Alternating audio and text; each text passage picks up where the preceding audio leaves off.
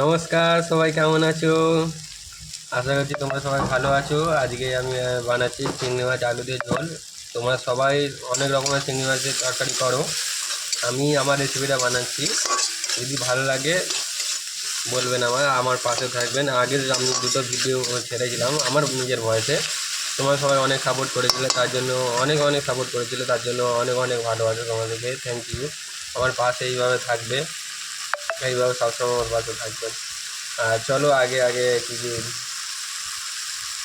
দেখা যাক। চলো ভালো করে নিয়ে নিলাম। তোমার এখানে দিয়েছি, তোমার হচ্ছে পেঁয়াজ দিয়েছি, টমেটো দিয়েছি, 4-5টা কাঁচা লঙ্কা দিয়েছি, আর নুন দিয়েছি। এবার দেবো হলুদ। আর চিংড়ি মাছটা আমি আগেই ভেজে নিয়েছি, ওটা দেখানো হয়নি।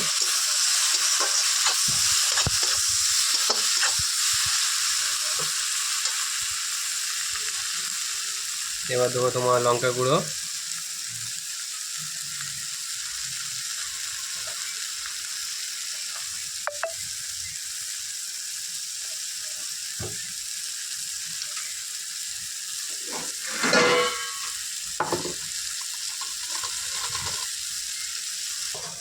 এদিকে প্রায় হয়ে এসছে। আর এদিকে তোমার সর্ষে পাউডার মিক্স করে নিচ্ছি। আর এদিকে তোমার ভাত হচ্ছে, মা কাজে গেছে। এদিকে তোমার আলু কেটে রেখেছি, চিংড়িগুলো ভেজে নিয়েছি। আবার তোমার সর্ষে পাউডারটা দিয়ে দিলাম।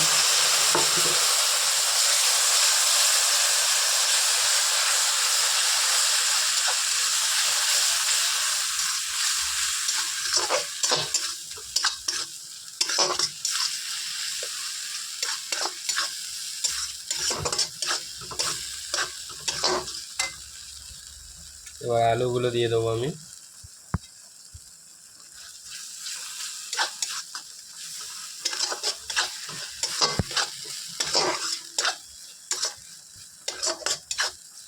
মশলাটা হয়ে গেছে মশলা। এবার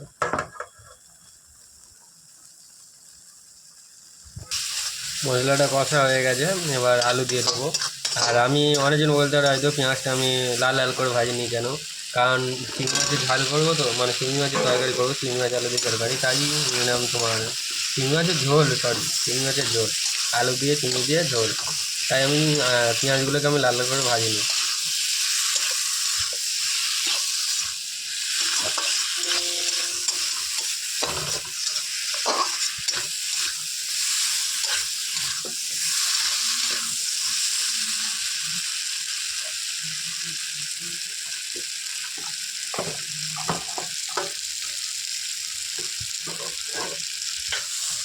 আমার হয়েছে প্রায়।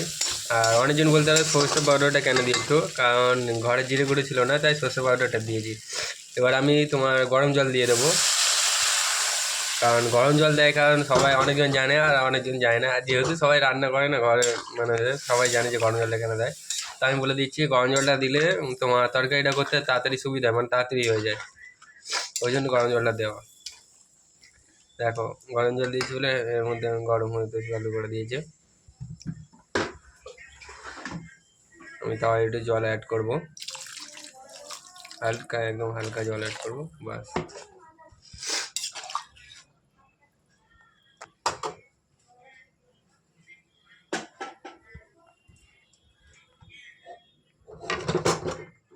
এইদিকে প্রায় হয়ে এসছে তরকারিটা। আমি কালকে মাছ এনেছিলাম, কালকে না মানে মাছ এনেছিলাম কাতলা মাছ, ওইগুলো এখন ভেজে নিচ্ছি আমি। কড়াটা গরম করে মাছগুলো ভেজে নিচ্ছি।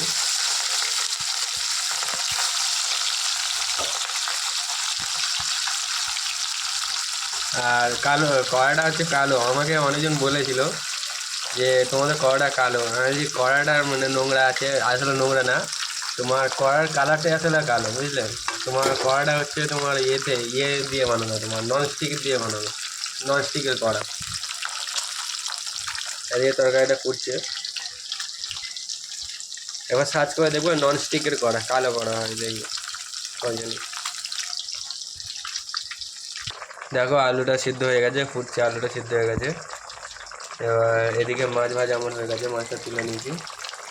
এদিকে চিংড়ি মাছগুলো দিয়ে দেবো আমি ওপর দিয়ে।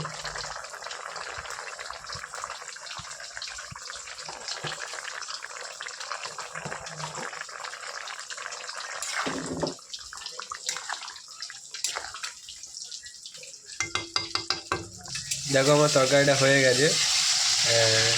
আর আমার ভিডিওগুলো কেমন লাগে সবাই বলবে।